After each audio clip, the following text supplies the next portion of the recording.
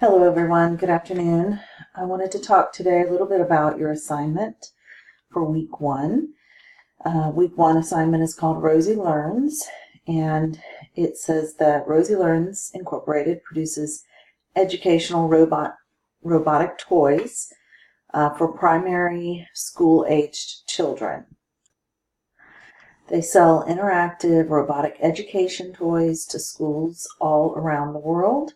And on December 31st, Rosie Learns has the following trial balance and account balance information. So the accounts here are listed on the left, and the balances are listed in the center and right column. If you are new to accounting or just returning to accounting, there are some things that you're going to want to review. So the first thing that I would recommend is to learn the normal balances of accounts. So it's no accident here that cash has a debit balance in the trial balance. This is because cash has a normal debit balance, okay? When we enter journal entries, if we want to increase cash, which in a business, most of the time you want to increase your cash, right? You want to bring in more cash than you put out. So cash has a normal debit balance. We want to increase it, so we're going to debit. And when we tally everything up, if we've done it correctly, we're going to have a final debit balance. Okay, unless you're really bad at business and you're losing cash, which you won't be in business for long, then you would have a credit balance, but that's not going to happen. Okay, cash has a normal debit balance.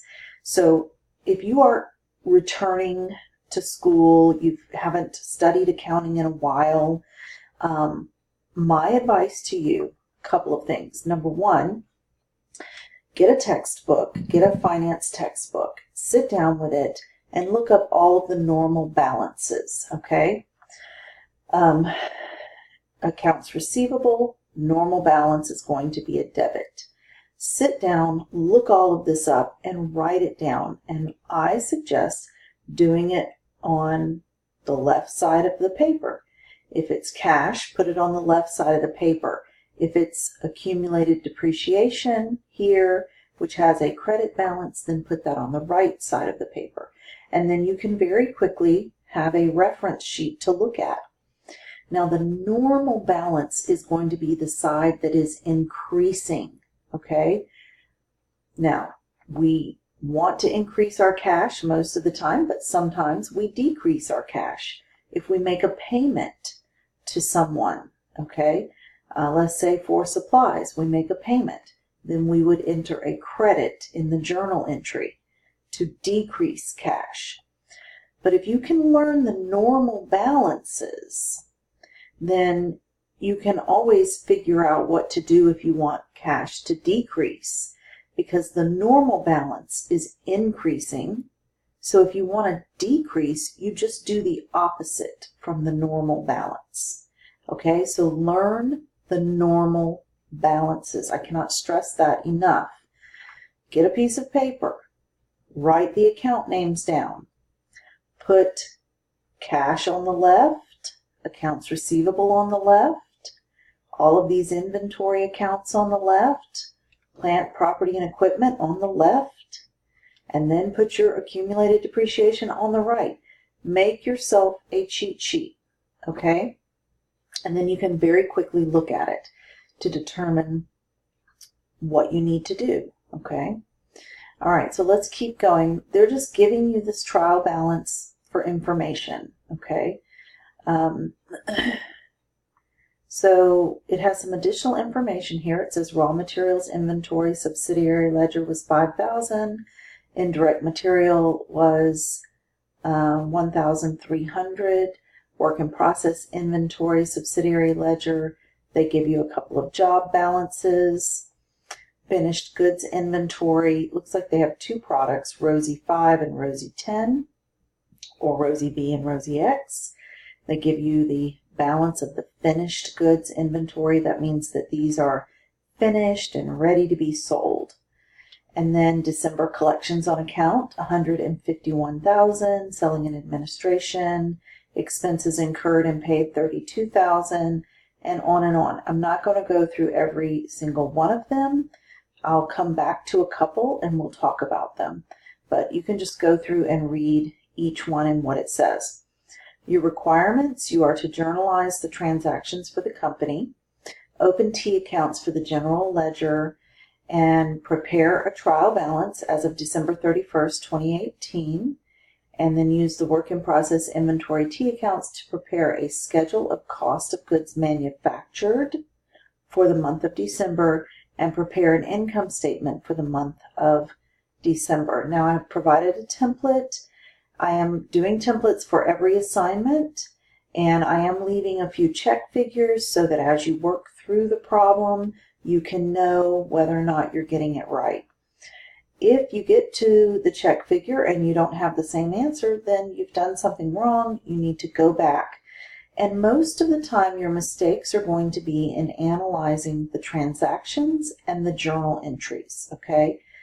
Typically, when I look at a student's work, if there's something wrong, it always starts with the journal entries, okay? 99% of the time. That's not to say that you couldn't have made a mistake when you were entering it in your T account. And in accounting, we say you should work backwards. If you find a mistake, start working backwards until you find that mistake. Okay, but most of the time, the errors I see are coming from the journal entries. Okay, so let's look at a couple of these transactions and talk about it. We'll just start here with this one where it says December collections on account $151,000. So what does that mean? Okay, well, December collections, that means that in the month of December, they collected cash from accounts. When it says on account, the first thing you need to do is ask yourself, well, there are two account titles that are called account. You have account receivable and account payable. So when I see the word on account, I immediately think, okay, well, what do they mean? Do they mean accounts receivable or do they mean accounts payable? Well, you need to look at the definition of each. What is an accounts receivable? Accounts receivable is when, if you're in business and you're selling, let's say, a product, and you sell that product to a customer, but they don't pay you right then. Instead, they say, put it on my account and I will pay you in 30 days. So when it says on account, if it's a receivable, if you are receiving cash, then I know it's accounts receivable.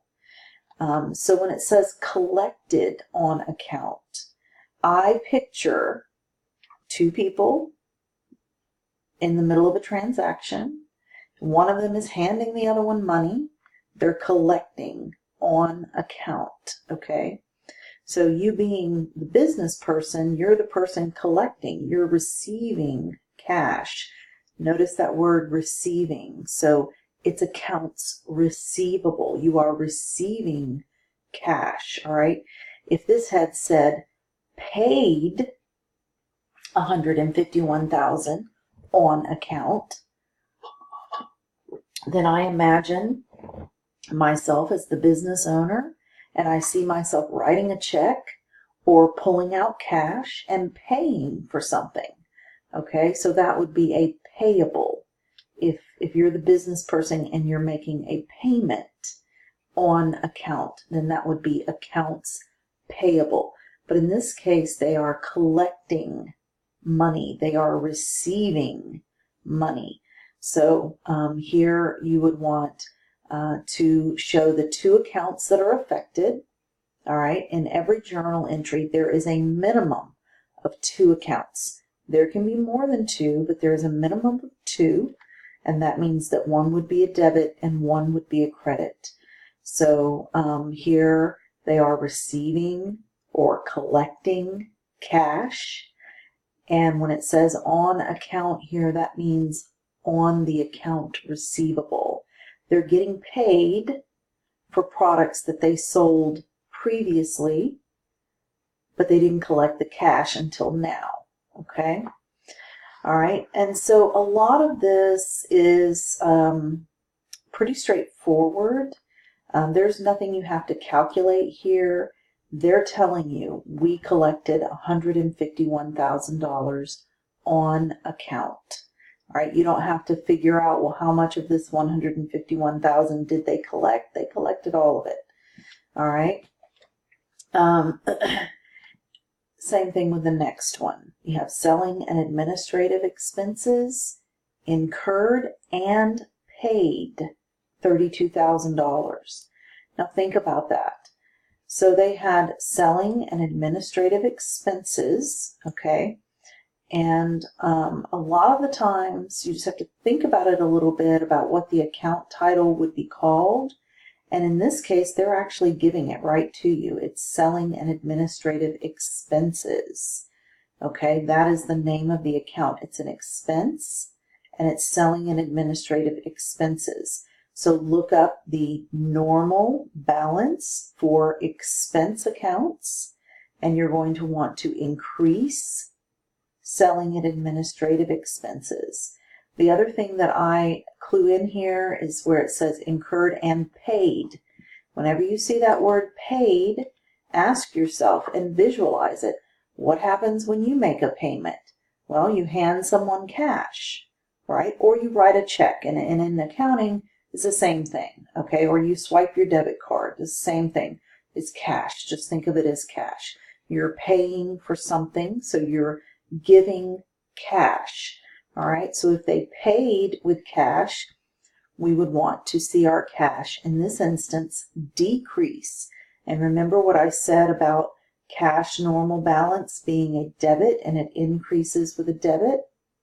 Okay, well, in this case, we're not increasing it, we're decreasing it, so I'm going to do the opposite of the normal balance. I'm going to credit my cash, okay? Learn the normal balances. The normal balance is the side that is increasing. And then when you analyze the transactions, ask yourself, do I want to increase this account or do I want to decrease this account? If I want to increase the account, then I'm going to select the normal balance of that account to input my entry into. If I want to decrease the account, I'm going to do the opposite of the normal balance, okay? So go through each one of these transactions, read it out loud, and think about what really happened. And a lot of the mistakes that I find do come from cash. Students get a little bit confused about that. And cash usually has more entries than any other account. So just take your time and talk it out and think about what happened, okay? Here, they had selling and administrative expenses they incurred, all right, and then they paid them. So we would increase selling and administrative expenses with a debit, and we would decrease cash with a credit. All right, so go through each one. There are examples in your textbooks for a lot of these journal entries, particularly things like the materials, purchasing raw materials. Now here you see it says on account. That means accounts payable. All right, they purchased it, but they didn't pay for it yet, so they have to pay for it in the future, okay? Just take your time, go through each transaction, read them out loud, think about what happened, try to visualize it. If you need a review, I recommend there are a lot of free textbooks online that you can get to review. And like I said, write down the normal balances and start with that. And then a lot of the account names, they're going to come from what they're actually telling you here. Okay, for example, selling and administrative expenses. That is your account title. All right. Okay, that's all I have time for today. Good luck, everybody, and I will see you in the discussion.